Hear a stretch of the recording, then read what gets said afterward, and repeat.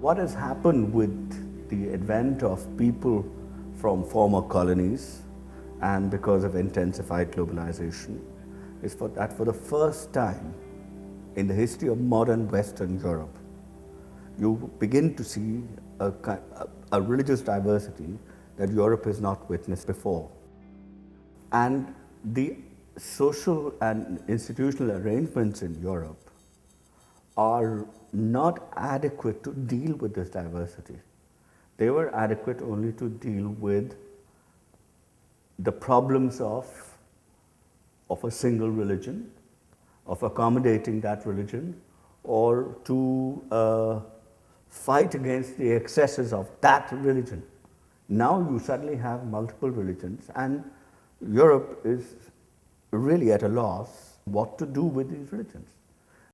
European Commission or European Union, that has a much better resource because it has a much more universal perspective.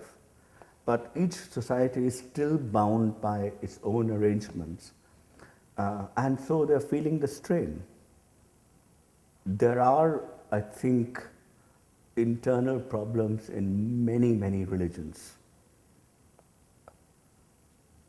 For example, virtually every religion has problems with women. There is a kind of an anti-feminine bias in almost all religions. It's a problem, it's an internal problem of religions that they have to deal with.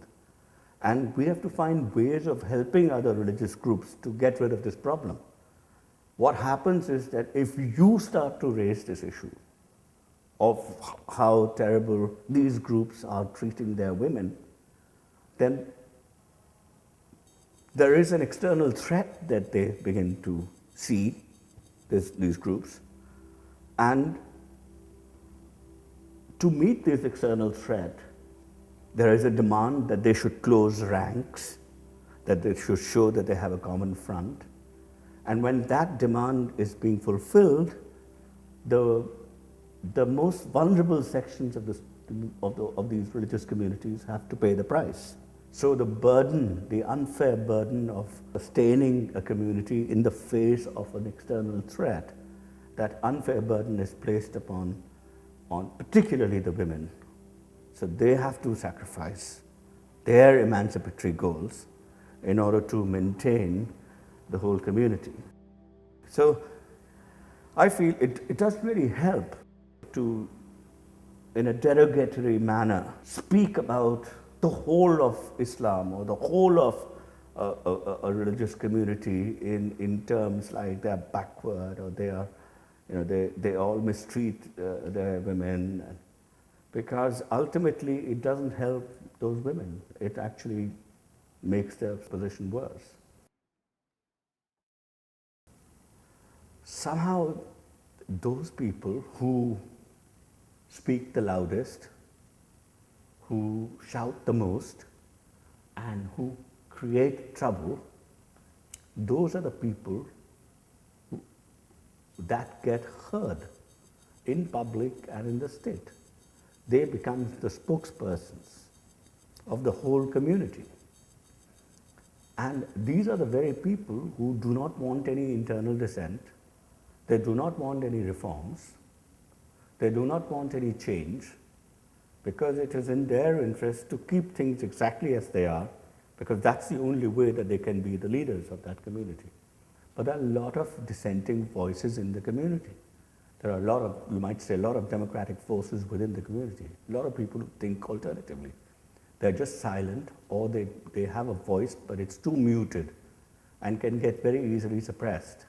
And if the state solidly lines up behind them, these forces will become stronger, and one day they will displace these guys, the other guys who are only screaming and shouting and who have no real issues. Basically, they're responsible for the for the continuation of the stereotypes and the prejudices that a lot of the people have against these minority communities.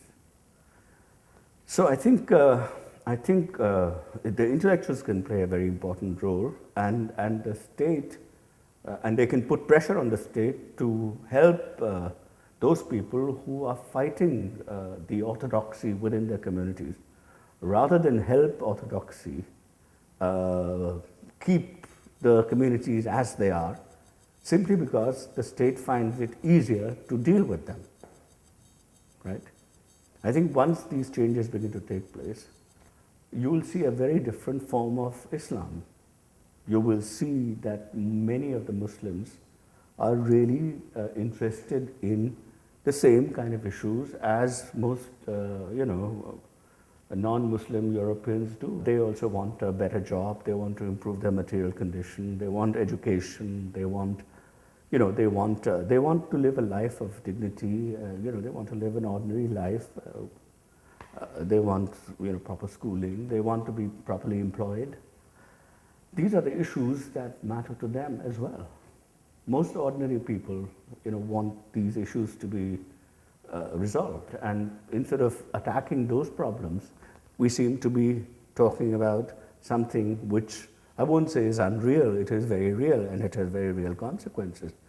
But it's in the scale of importance for the Muslims themselves. I don't think they would put that much importance on them. But they are forced to put more importance to them. It's like all the forces are kind of converging on pressurizing them to choose only this option. And I think this stalemate can be broken. It can be broken by people who have no vested interests of their own, but who are thinking about the larger society, about everybody in the larger society, about all citizens, and not just a section of the citizens. Once they start thinking about everybody, I think it would be possible to change things around.